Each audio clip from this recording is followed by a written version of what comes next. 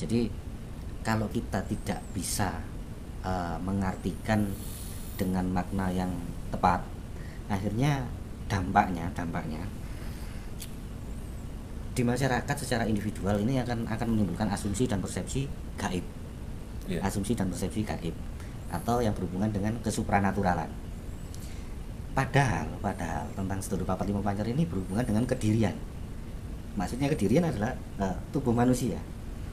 Namun itu pun walaupun ada berhubungan dengan satu yang disebut gaib atau kesupranaturalan, itu lekat kaitannya dengan kedirian.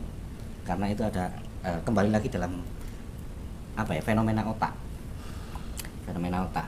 Jadi memang Sedulur Papat Lima Pancer itu bukan yang selama ini seperti yang diangan-angankan teman-teman para praktisi, teman-teman yang masih belajar tentang kesupranaturalan dan spiritualitas. Bukan seperti yang diangan-angan seperti itu.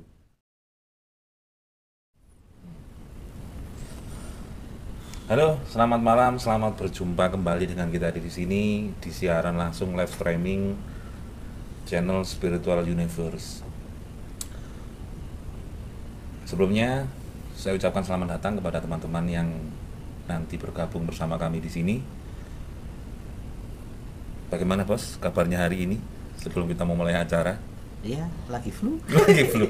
Musimnya memang udaranya nggak enak ini. Pancaroba. Iya, pancaroba. Nggak ngerti. Gitu tandur. Ya nggak apa-apa walaupun dengan agak sedikit pilek. Nah, mudah-mudahan nanti apa yang disampaikan itu bisa mengena di hati kita semua. Langsung saja ke topik karena waktu juga sudah malam. Tadi saya sempat meng-share tentang hakikat daripada Sedulur Papat Lima Pancer. Ini bahasan ini adalah request dari salah satu follower kita di Facebook yang bertanya, ingin dijelaskan tentang Sedulur Papat Lima Pancer, hakikatnya itu seperti apa dan bagaimana cara mengaktifasi dan cara mengaplikasinya dalam kehidupan. Sebuah pertanyaan yang sangat bagus. Mengapa yang sangat bagus? Karena di luar sana itu banyak sekali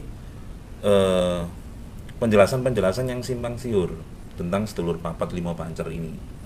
Nah, nanti di sini akan kita bahas sesuai dengan kaidah-kaidah universal yang mungkin bisa diterima oleh akal sehat, terutama kalangan-kalangan manusia zaman digital saat ini. yang tentunya tanpa mengesampingkan pengetahuan-pengetahuan orang-orang dahulu.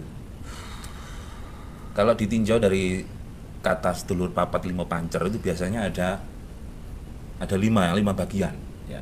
Kalau sedikit saya ulas, Sedulur Papat Lima Pancer itu mungkin ya ini sebagian terdiri dari Kakeng Kawah, Hari-hari, kemudian Getih, Puser, dan pancernya manusia, si jabang bayi itu sendiri. Ada juga yang dihubungkan dengan sifat-sifat atau nafsu-nafsu manusia seperti amarah, mutmainah, sufia, dan aulama. Maaf, sudah lama nggak bahas gituan jadi agak kaku. Mungkin pembukaan dari saya seperti aja, nanti selanjutnya bisa dijabarkan oleh Bos Waringin selaku kreator di sini. Nggak apa-apa, santai saja, mohon maaf ya, sambil guyonan biar gak tegang. Lanjut bos, mungkin mau diminum dulu itu jamunya. Oh, iya. Soalnya narasumbernya lagi flu, jadi harus disiapin jamu biar ngomongnya lancar. Selamat berjumpa kembali bersama kami di sini. Mungkin ulangi lagi. Volumenya agak keras bos, soalnya. Jangan lupa bahagia dan jangan bosen. Ya, di malam ini kita akan membahas tentang satu tema Sedulur Papat Lima Pancer yang tentunya di luaran sana juga bermacam-macam versi ya, bermacam-macam versi. Adapun saya ingin mengulas sedikit tentang Sedulur Papat Lima Pancer yang mana dari dasarnya dahulu kala ini adalah pengetahuan dari saudara kita, tetangga kita, bangsa Cina. Sebenarnya itu sendiri adalah berhubungan dengan kesemestaan, akan tetapi setelah masuk ke tanah air diadopsi oleh teman-teman, oleh leluhur kita menjadi kedirian. Jadi awalnya adalah temanya itu, konteksnya itu adalah kesemestaan, akhirnya masuknya ke kedirian. Kalau dari Cina dulu air, api, tanah, dan udara termasuk kayu. Nah, kayunya ini adalah sumbernya kehidupan, awal bibit kawit kehidupan. Nah, tetapi maksudnya di tanah Jawa akhirnya berubah menjadi sedulur papat limo pancer, seperti yang tersiar kabar tentang supaya amara aluama dan mutmainah kayak gitu-gitu, itu banyu geni bumi angin. Pada dasarnya ini adalah sebuah falsafah yang mana mengandung makna. Jadi kalau kita tidak bisa mengartikan dengan makna yang tepat, akhirnya dampaknya di masyarakat secara individual ini akan menimbulkan asumsi dan persepsi gaib. Asumsi dan persepsi gaib atau yang berhubungan dengan kesupranaturalan. Padahal tentang sedulur papat limo pancer ini berhubungan dengan kedirian. Maksudnya kedirian adalah tubuh manusia. Namun itu pun walaupun ada berhubungan dengan satu yang disebut gaib atau kesupranaturalan, itu lekat kaitannya dengan kedirian. Karena itu ada kembali lagi dalam fenomena otak. Jadi memang sedulur papat limo pancer itu bukan yang selama ini seperti yang diangan-angankan teman-teman para praktisi, teman-teman yang masih belajar tentang kesupranaturalan dan spiritualitas, bukan seperti yang diangan-angan seperti itu. Santai saja, Bos. Karena apa? Karena kalau kita mengupas sedulur papat limo pancer itu dengan arti kultural makna yang meleset, akhirnya menimbulkan dampak-dampak negatif. Dampak-dampak negatif itu yang seperti apa? Yang berandai-andai, tapi tidak tepat sasaran. Dalam artian gini, sedulur papat itu apa? Bagaimana cara mengaktifkannya gitu. Jadi ada yang berbicara bahwa banyu ini unsurnya air itu darah misalkan ya. Bumi adalah tubuh manusia, geni adalah semangatnya manusia, angin adalah udara pernafasan. Ya nggak salah. Cuman kalau dibilang ini kita manusia punya sedulur gaib, kakang kawah dan hari-hari. Kakang kawah ini maksudnya adalah air ketuban gitu. Hari-hari adalah hari-harinya manusia itu tadi. Bahasa Indonesianya hari-hari apa? Plasenta. Bahasa medis. Ya, hari-hari itu tadi. Jadi kalau kita berbicara bagaimana mengaktifasi atau mengaktifkan sedulur papat ini tadi, ya kita tinggal fokus ke pikiran kita di mana gitu. Jadi akan saya kupas sedikit tentang penjelasan yang sederhana ya. Ini untuk mempermudah. Jadi biar teman-teman nggak berandai-andai lagi. Iya. Banyu geni bumi angin, banyu air ya, air ini hubungannya dengan apa sih? Interaksi. Karena air adalah sumber kehidupan. Jadi dengan interaksi ini maksudnya apa? Bersosialisasi. Bagaimana kita berhubungan dengan makhluk-makhluk yang lain. Manusia sesama manusia dengan tumbuhan, manusia dengan hewan, manusia dengan batu dan lain sebagainya. Jadi yang dimaksud air ini bagaimana kita memandang itu, bagaimana kita menyikapi itu, bagaimana kita berinteraksi dengan semua makhluk itu tadi. Maksudnya banyu itu ya sesimpel itu. Karena dengan adanya interaksi kita akan dapat menciptakan rezeki-rezeki gitu. Terlalu mudah penjabarannya. Jadi intinya kita harus hidup mengalir saja bagian air gitu ya, maksudnya. Iya kan gini, air itu kan didefinisikan, dimaknai sebagai sumber kehidupan atau obat. Nah, sumber kehidupan manusia ini apa? Kan rezeki-rezeki itu tadi. Dan rezeki itu bisa berupa apapun. Makanya air ini memiliki makna yang tersembunyi di situ. Jadi bukan air darah atau air sesosok. Nah, ini bukan. Kalau ini bisa diaktifasi gitu. Kalau yang gaib, banyu geni bumi angin, sedulurku kang ono etan misalnya. Kang aran sopo, putih rupane dan sebagainya, ini tidak bisa diaktifasi. Yang jadi masalah di luar sana kan berkembang seperti manusia itu punya dua tubuh gitu loh. Tubuh fisik sama tubuh eterik. Nah, mungkin yang dimaksud sedulur papat yang gaib itu tadi, tubuh eteriknya itu bisa dibangkitkan dan bisa melindungi seseorang itu Salah tadi. kaprah, Mas. Salah kaprah ya. Tubuh eterik itu ya pikiran itu. Nah itu perlu diperjelas di sini. Tubuh eterik itu pikiran. Pikiran manusia. Pikiran manusia.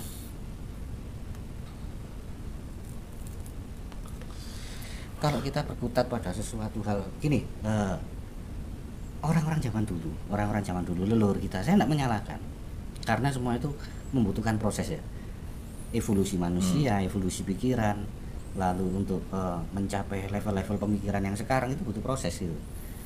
Saya nggak menyalahkan leluhur kita pada zaman dulu, karena mungkin mereka masih belum bisa mengemukakan dengan sesimpel mungkin, sesederhana mungkin.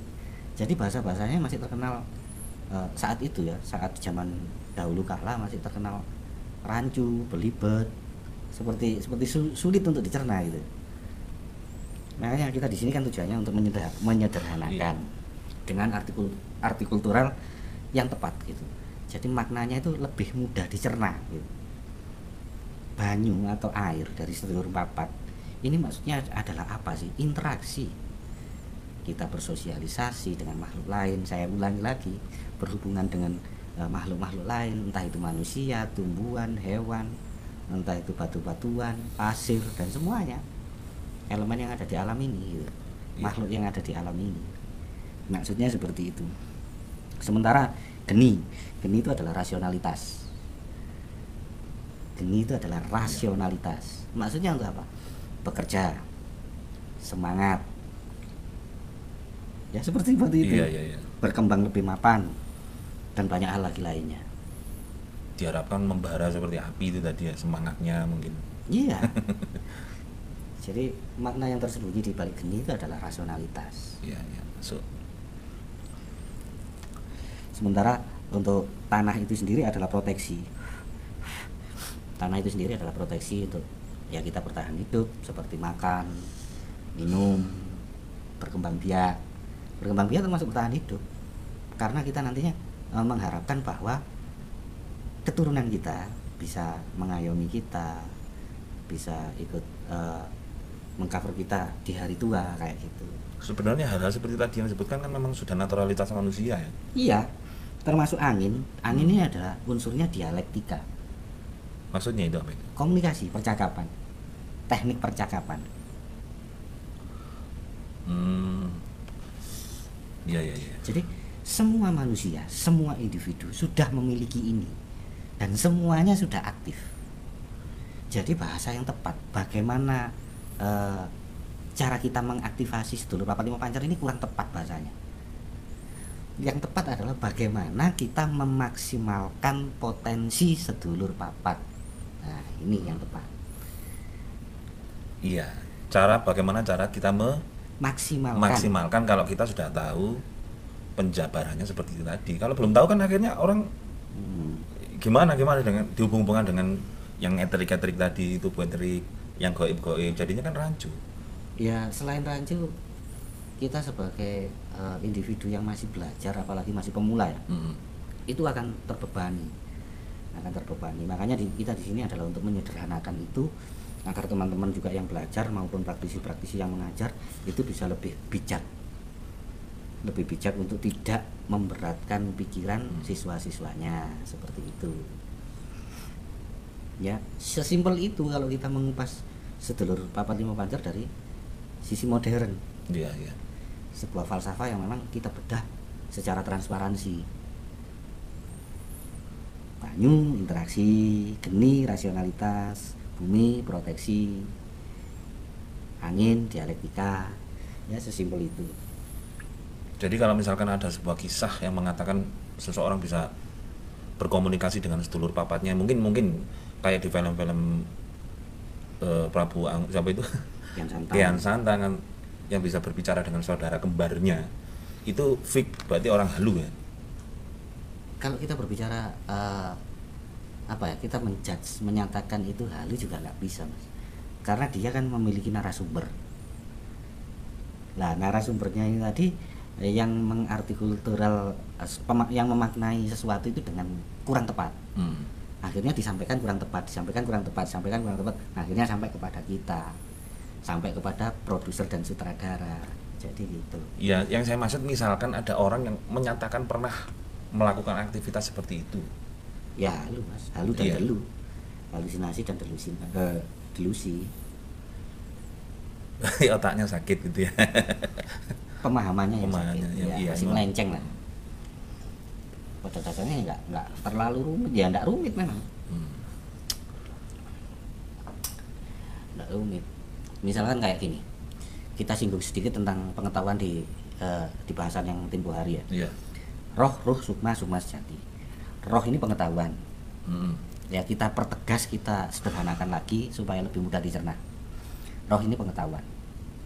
Ruh ini ilmu. Sukma ini adalah ilmu kebidangan. Sukma sejati yang lebih spesifik dari kebidangan itu sendiri. Paham maksudnya? Paham. Misalkan roh ini pengetahuan, oh ya dokter ini adalah seseorang yang kerjanya di bidang tertentu yang berhubungan dengan kesehatan.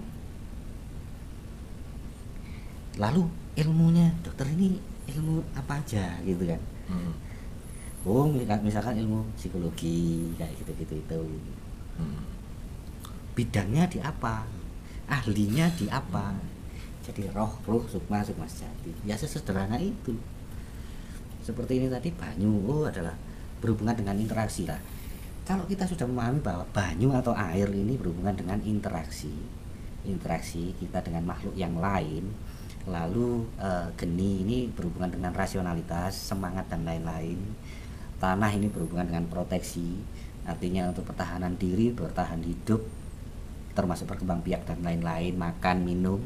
Lalu udara ini adalah berhubungan dengan teknis komunikasi, dengan dialektika, percakapan. Nah, ini baru tepat. Tepatnya bagaimana? Bagaimana kita mengaktifasi, atau bahasa yang lebih tepat lagi, bagaimana kita memaksimalkan potensi diri kita. Tergantung kita mau jadi apa. Tergantung kita mau duduk di mana. Kita berdiri pada tahapan yang mana. Kita maunya sukses di bidang apa. Oh iya, motivator ya pintar ngomong, pemuka agama juga pintar ngomong. Jadi sesederhana itu. Kalau ada teman yang bertanya bagaimana cara mengaktifasinya, semuanya sudah aktif. Semuanya dari kecil sudah aktif. Tinggal kita memaksimalkan bagaimana gitu. Iya. Jadi penjelasannya sesederhana itu. Kalau ada kajian lain dihubungkan dengan ini sifat manusia gitu gimana ya, seperti yang tadi yang Ya. seperti Saufia, amarah, Sifat-sifat itu. ya sifat-sifat manusia. Ya enggak apa-apa. Enggak apa-apa ya. Enggak apa-apa. Memang juga sifat-sifat manusia juga berada di dalam diri manusia itu sendiri. Iya, sifat penyabar, sifat pemarah. Cuman kalau sifat-sifat itu, kalau dibilang sifat pemarah itu api, saya sendiri juga kurang setuju. Karena api itu bukan hanya sifat pemarah, semangat juga ada tadi di situ. dikatakan semangat. Nah ini kalau kita ngomong sifat pemarah pada ajaran-ajaran leluhur atau ajaran-ajaran mungkin di kejawen, teman-teman kejawen atau sejenisnya, padahal sifat marah ini adalah bagian daripada salah satu kesatuan dari sifat manusia yang lain.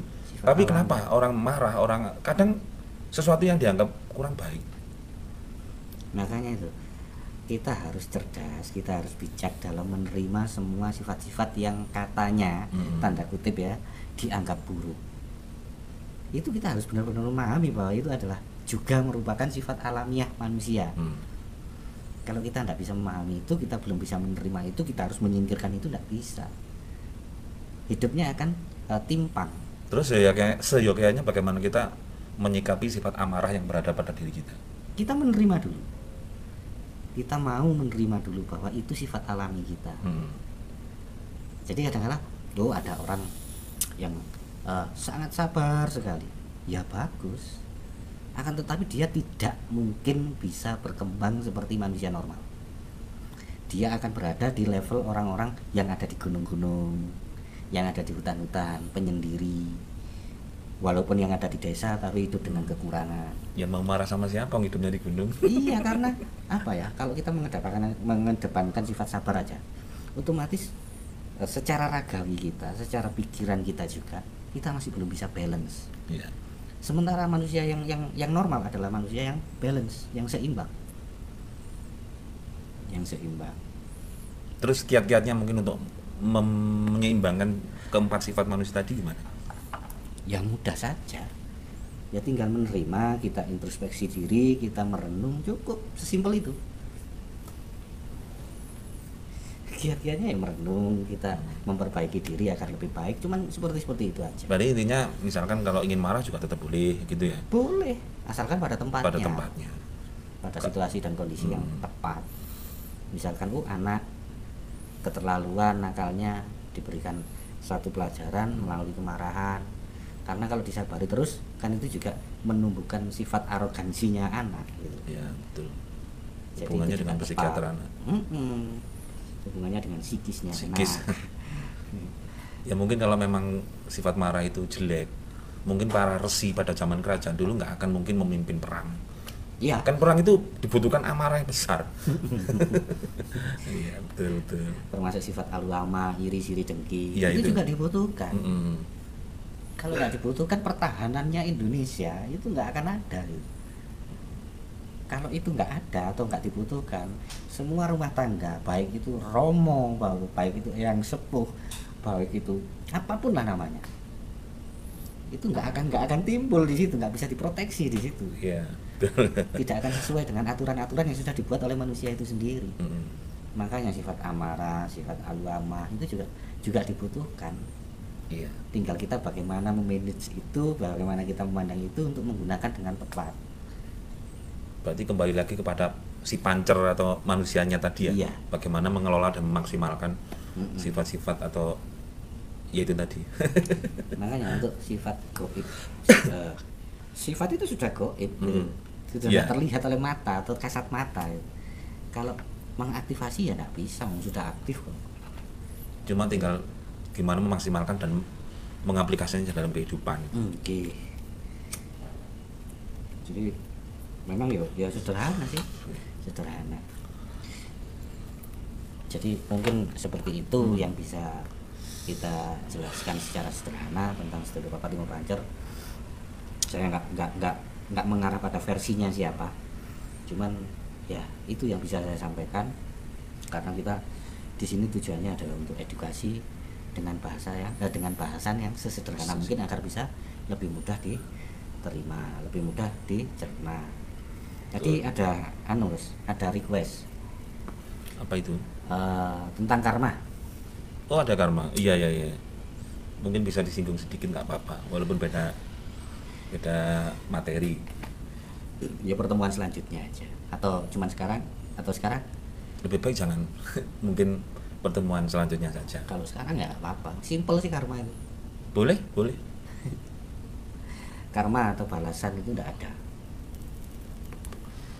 Dibilang full enggak ada juga enggak tepat. Dibilang full ada juga enggak tepat. Sebelum kita menginjak ke situ, mungkin kita jabarkan dulu yang dimaksud karma itu apa sih? Balasan. Ya mungkin di episode selanjutnya. Biar teman-teman penasaran.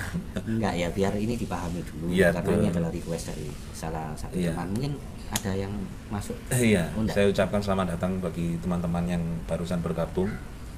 Ini tadi bahasan tentang sedulur papat lima pancer ya, permintaan dari salah satu follower fanspage kita.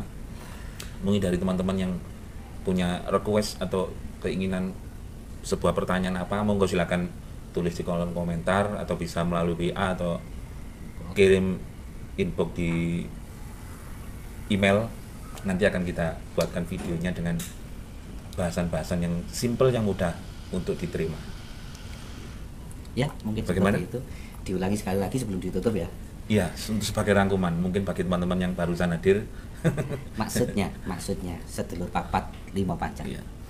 Maksud dari banyu itu sendiri adalah interaksi hubungan kita dengan makhluk-makhluk lain, cara kita bersosialisasi dan sebagainya. Geni atau api adalah rasionalitas. Iya. Rasionalitas yang mana itu berhubungan dengan semangat dan lain-lain, termasuk berkembang menuju kehidupan yang layak, menuju diri yang lebih baik, lebih tepat. Banyu geni bumi, tanah, proteksi, makan, minum, berkembang biak, sembuh dari sakit dan lain-lain. Maksudnya itu. Angin adalah dialektika. Ini adalah ilmu komunikasi, teknik komunikasi. Bagaimana kita berbicara dengan orang lain, bagaimana kita menyampaikan bahasan kepada orang lain, presentasi, bagaimana kita memanipulasi diri kita agar mengucapkan kata-kata yang lebih nyaman diterima oleh orang lain dan sebagainya. Jadi maksud sedulur papat 5 pancer adalah itu. Untuk itu, pancernya karena adalah kita, adalah pikiran kita sendiri. Bahasa yang tepat adalah bukan mengaktifasi, akan tetapi memaksimalkan potensi diri. Ya, mungkin seperti itu. Ya, mudah-mudahan bisa diterima penjelasannya, dan bagi Anda yang belum paham bisa bertanya di kolom komentar. Mungkin cukup pertemuan live streaming pada malam kali ini. Kami tutup dengan sapaan semoga bahagia, dan bagi Anda yang belum bahagia saya ucapkan jangan lupa bahagia. Dan salam Waras.